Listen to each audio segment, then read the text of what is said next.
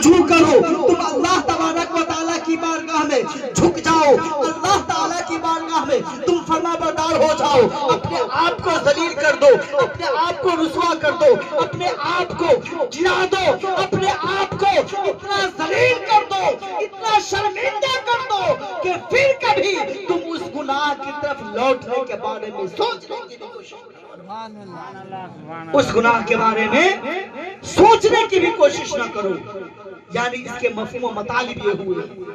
یا ایھا الذین آمنوا توبوا الی اللہ، اللہ کی طرف توبہ کرو۔ کون توبہ؟ توبۃ نصوحا، سچی توبہ کرو۔ حضرات محترم، آپ کو ایک توبہ کا واقعہ سنانے جا رہا ہوں۔ اس سے پیشتر ایک مرتبہ بارگاہ رسالت آپ صلی اللہ تعالیٰ علیہ وسلم نے جھوم جھوم کر درود پاک کی دالیاں نچھاور کر لیں، تھوڑا بلند آواز سے درود پاک پڑھ لیں تاکہ تازگی آ جائے، پھر سننے میں مزہ آئے۔ پڑھیں اللہم صلی علی سیدنا و مولانا محمد بارک وسلم، صلو علیہ الصلاۃ والسلام علیک یا رسول اللہ، صلو علیہ الصلاۃ والسلام علیک یا حبیب اللہ صلی اللہ تعالیٰ علیہ وسلم۔ تھوڑا ایک بار نعرہ لگائیں، نعرہ تکبیر، نعرہ تکبیر، نعرہ رسالت، نعرہ رسالت۔ شب برات، شب برات، نجات کی رات، نجات کی رات، فیضان شب برات، فیضان شب برات، جاگنے کی رات، جاگنے کی رات۔ نعرہ تکبیر، نعرہ رسالت۔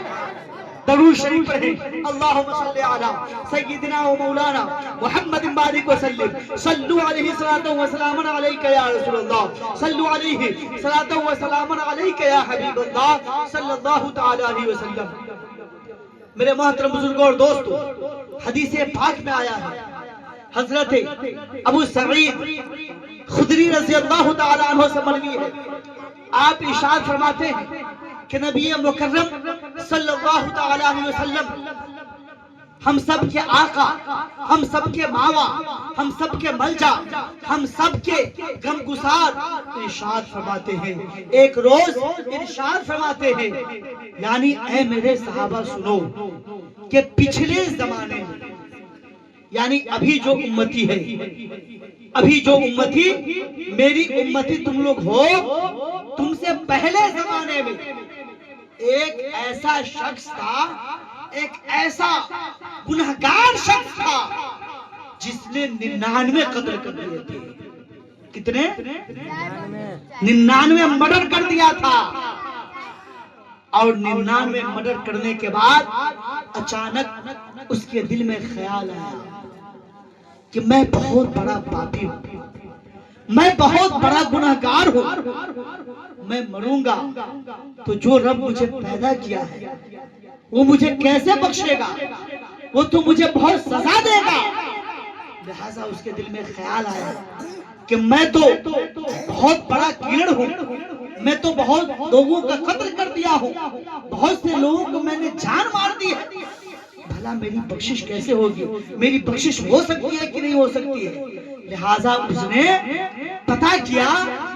کہ کوئی ایسا بڑا عالم ہے جسے میں جا کر کے اس کے بارے میں سوال کروں۔ لوگوں نے اسے بتایا کہ ہاں فلاں جگہ ایک بہت بڑا عالم ہے، اور وہ کیسا عالم ہے؟ وہ راہب ہے، جسے عیسائی لوگ پادری کہتے ہیں، پادری کہتے ہیں پادری۔ وہ عیسائی راہب ہے، اس کے پاس جا، وہ بہت بڑا جانکار ہے، بہت زیادہ جاننے والا ہے، اسے تو اپنی بات بتانا اور تو اس سے پوچھنا کہ تمہاری بخشش ہو سکتی ہے کہ نہیں، اللہ تعالیٰ تمہیں معاف کرے گا کہ نہیں خدا، تو جا کر کے اسے پوچھ۔ لہٰذا وہ شخص پتہ لگاتے لگاتے اس پادری کے پاس چلا جاتا ہے، اس راہب کے پاس جاتا ہے، اور جانے کے بعد وہ سارا واقعہ بیان کرتا ہے کہ اے عالم، اے جاننے والے، میں آپ سے ایک سوال کرنا چاہتا ہوں، میں بہت بڑا پاپی شخص ہوں، میں بہت ظالم ہوں،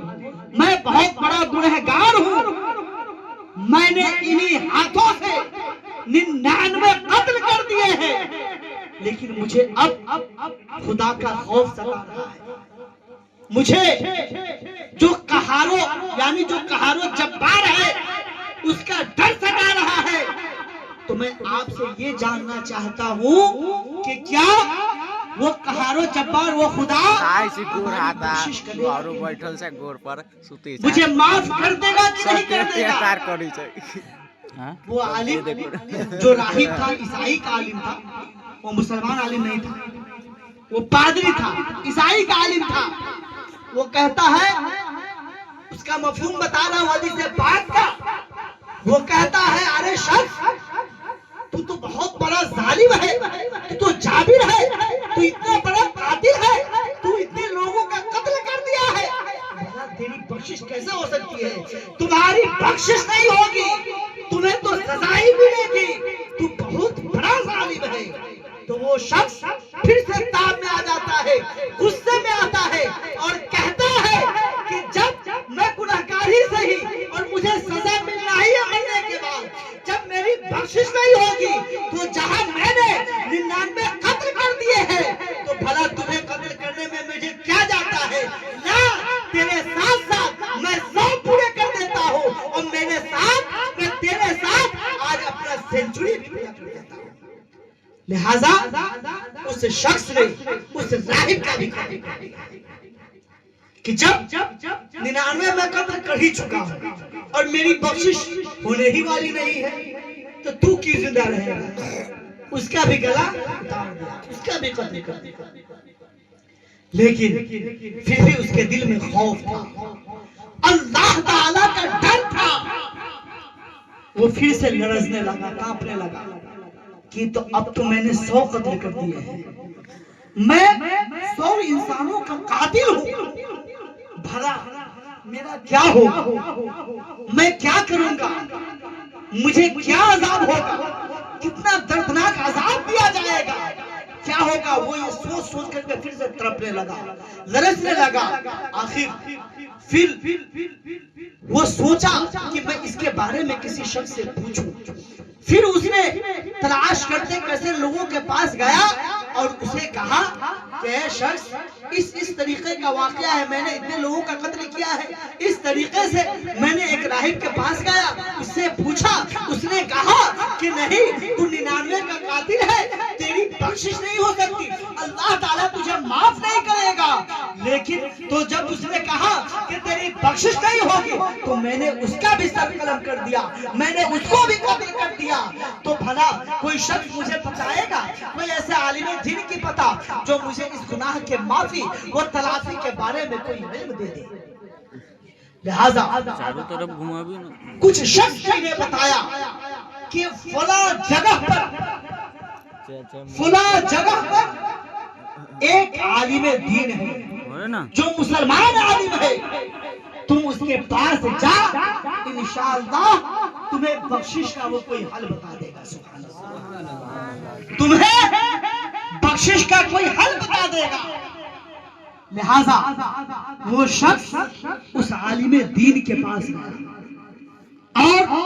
مسلمان عالم دین ہے، اس کے پاس گیا اور جانے کے بعد عرض کرتا ہے، اے عالم دین، اے اللہ کے بندے، اے مولانا صاحب، اے اللہ کے احکام کو جاننے والے، اس طریقے کا واقعہ میرے ساتھ ہے، میں 99 کا قتل کر دیا تھا، ایک راہب کے پاس گیا، اس سے میں نے سوال پوچھا کہ میری بخشش ہوگی کہ نہیں، اس نے کہا نہیں ہوگی، میں نے اس کا بھی قتل کر دیا، اس کا بھی سر قلم کر دیا۔ اب آپ مجھے یہ بتائیے کہ میں 100 لوگوں کا قاتل ہوں، کیا میری بخشش ہو سکتی ہے؟ وہ عالم دین جو مسلمان عالم ہے، جو قرآن کا مطالعہ کرنے والا ہے، جو احادیث کا جاننے والا ہے، یعنی اس دور میں تو قرآن پاک نہیں تھا، توریت انجیل وغیرہ تھا، تو اس کا وہ جاننے والا تھا، انجیل وغیرہ کے جاننے والے عالم دین تھے۔ انہوں نے کہا کہ اے شخص، اگر تیرے دل میں اللہ تعالیٰ کا خوف جاگ اللہ تعالیٰ کا ڈر تیرے دل میں ستانے لگا ہے اور تو صدق دل سے توبہ کرنا چاہتا ہے تو سن لے، میں تمہیں فلاں جگہ فلاں بستی کا پتہ دے رہا ہوں، فلاں جگہ تم چلا جا، فلاں بستی میں تم چلا جا، وہاں پر بہت نیک لوگ ہیں، بڑے اچھے لوگ ہیں، وہ نماز پڑھتے ہیں، روزہ رکھتے ہیں، اللہ تعالیٰ کی عبادت کرتے ہیں، اللہ تعالیٰ کی ریاضت کرتے ہیں، اللہ کے فرمان کے مطابق اس کی صبح بھی گزرتی ہے، اس کی شام بھی گزرتی ہے، لہذا اس کے پاس تم چلا جا، اس کے ساتھ رہنا، عبادت و ریاضت کرنا اور اسی کے ساتھ رہ کر تو اللہ سے معافی طلب کرنا، انشاءاللہ تعالی اللہ تعالیٰ تجھے معاف کرے گا، کیونکہ اللہ ایسا ارحم الراحمین ہے کہ اگر سمندر کے جھاگ کے برابر بھی، یعنی سمندر کے جھاگ کے برابر بھی اگر گناہ کسی کے ہو اور وہ صدق کے دل سے توبہ کرے، توبۃ نصوحہ کر لے، تو اللہ تبارک و تعالیٰ اسے معاف فرما دے گا، اللہ تعالیٰ اسے معاف فرما دے گا۔ تو میرے محترم بزرگوں اور دوستوں، لہٰذا وہ شخص اس بستی کی طرف جانے لگا، اس لوگوں کی طرف جانے لگا، جاتے جاتے ہوتا کیا ہے کہ اچانک جب وہ آدھے راستے پہ پہنچتا ہے تو ملک الموت آ جاتے ہیں، آنے کے بعد اس کی روح کو قبض کر لیتے ہیں اور اس شخص کا انتقال ہو جاتا ہے، وہ شخص اس دنیا سے اب چل بستا ہے۔ تو جب وہ دنیا سے چلا جاتا ہے تو اب تو وہ جہاں جا کر کے توبہ کرنا تھا، جہاں جا کر کے اللہ تعالیٰ کی بارگاہ میں گریہ و زاری کرنا تھا، جہاں سے استغفار کرنا تھا، جہاں سے معافی طلب کرنا تھا، اس جگہ پہ وہ تو نہیں پہنچ پایا۔ لہٰذا جب وہ انتقال کر گیا تو انتقال کرنے کے بعد وہاں پر عذاب کے فرشتے بھی آ گئے اور اللہ تبارک و تعالیٰ کے جنت میں لے جانے والے فرشتے بھی آ گئے، دونوں آ کر کے آپس میں جھگڑنے لگے، آپس میں جھگڑا کرنے لگے۔ جو ثواب کے فرشتے تھے، جنت میں لے جانے والے فرشتہ تھے، وہ کہتے ہیں کہ اس شخص کو میں جنت میں جاتا ہوں کیونکہ اسے جنت میں جانی چاہیے، یہ نیک شخص ہے، یہ نیک شخص ہے، کیونکہ اس نے توبہ کرنے کے غرض سے اللہ تعالیٰ سے معافی و تلافی کرنے کے غرض سے اس بستی میں جانا چاہتا ہے۔ لیکن جو عذاب کا فرشتہ تھا، جو جہنم میں لے جانے والا فرشتہ تھا، وہ کہتے ہیں کہ نہیں، یہ شخص بہت بڑا گناہگار ہے، اس نے اپنی زندگی میں کوئی نیک کام ہی نہیں کیا ہے، اور اس سے بڑا گناہ یہ ہے کہ اس نے 100 لوگوں کا قتل کیا ہے، تو بھلا اسے تم جنت میں کیسے لے جاؤ گے؟ میں اسے جہنم میں لے جاؤں گا۔ دونوں میں آپس میں جھگڑا ہی ہو رہا تھا کہ اسی درمیان ایک فرشتہ اللہ تبارک و تعالیٰ نے بھیجا، ایک فرشتہ بھیجا اور اس فرشتے کو کہا کہ تم جا اور ان دونوں کے درمیان فیصلہ کر دے۔ لہذا وہ فرشتہ انسانی شکل میں آئے اور آنے کے بعد اس دونوں فرشتوں کے درمیان فیصلہ صادر فرمایا اور کہا کہ میں دونوں کے درمیان فیصل ہوں، کیا تم میری بات کو مانو گے، میرے فیصلہ کو مانو گے؟ دونوں فرشتوں نے ہاں میں جواب دیا اور کہا ہاں، آپ صدق دل سے جو فیصلہ کر دیں گے، یعنی سچائی کے طور پر جو فیصلہ کر دیں گے، اس فیصلہ کو میں ماننے کے لیے تیار ہوں۔ لہذا وہ فرشتہ جو انسانی صورت میں آئے ہوئے تھے، جو انسانی شکل میں آئے ہوئے تھے، انہوں نے کہا کہ تم دونوں آپس میں جھگڑا نہیں کرو، بلکہ اس شخص کے جہاں سے جس بستی سے آیا ہے،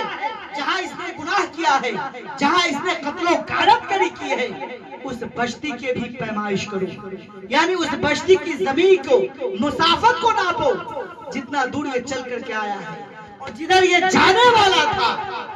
یعنی توبہ و استغفار کر دے، جس نیکوں کی بستی میں یہ جانے والا تھا، اس نیکوں کی بستی کی طرف کو بھی ناپو، اس کی مسافت کو بھی ناپو، اور ناپنے کے بعد جدھر یہ قریب پہنچتا ہے، جس کی دوری نزدیک پڑتی ہے، اسی طرف اسے لے جاؤ۔ لہذا دونوں فرشتوں نے اس کے حکم کو مان لیا، اس کے فیصلے کو مان لیا اور ناپا۔ ناپنے کے بعد دیکھتا کیا ہے کہ اللہ تبارک و تعالیٰ کے حکم سے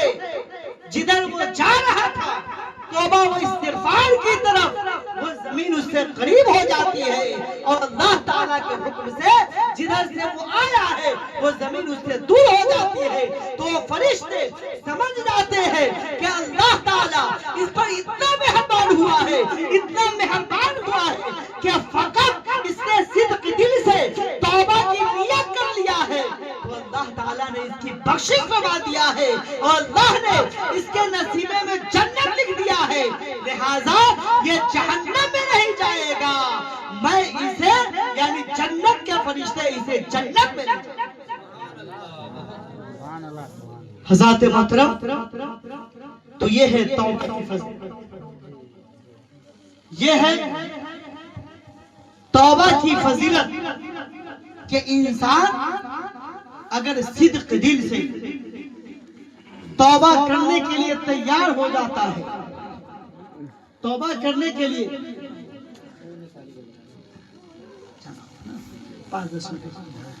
درود شریف پڑھ لیجیے، اللہم صلی علی سیدنا و مولانا